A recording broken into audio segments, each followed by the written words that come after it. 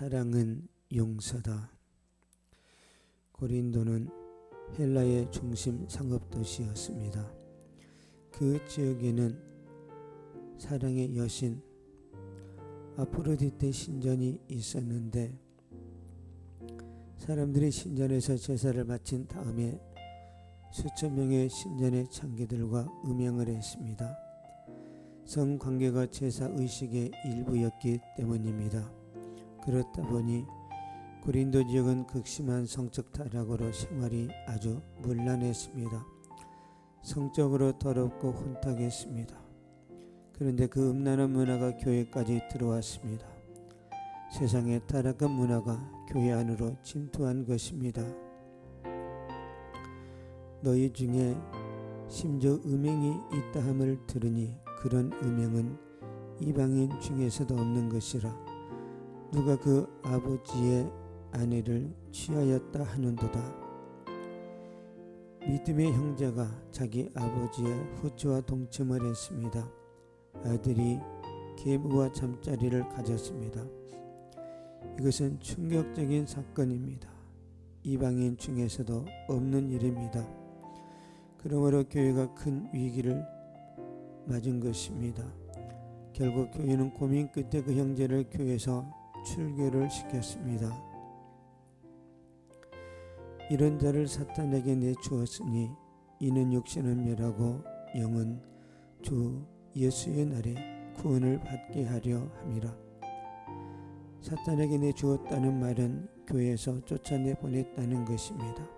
교회 교적부에서 이름을 지우고 출교를 시켰다는 것입니다. 그런데 사도 바울은 고린도후서에서 그를 용서하고 위로할 것이니 라고 말씀합니다. 계모하고 불륜을 저질렀던 그 형제를 교회가 용서하고 다시 받아주라는 것입니다.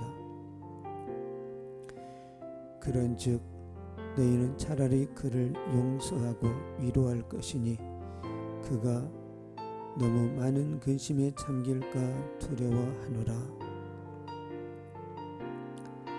헬라어로 용서는 카리조마이라고 합니다. 카리조마이는 은혜를 베풀다 라는 뜻입니다.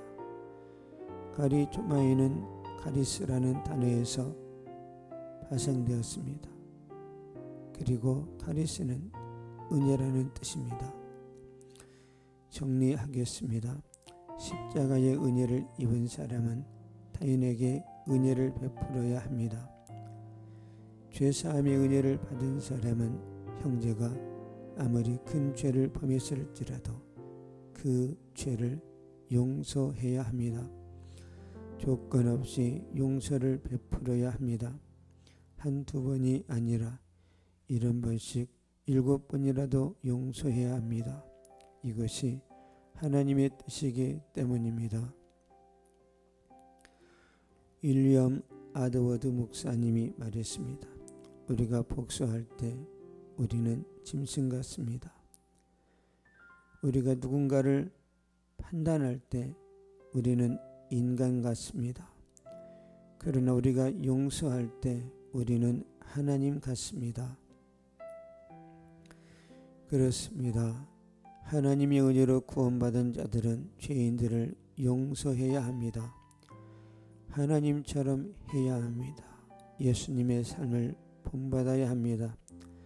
이 세상에서 작은 예수로 살아야 합니다. 사랑이 용서로 표현되는 것이 하나님의 뜻이기 때문입니다.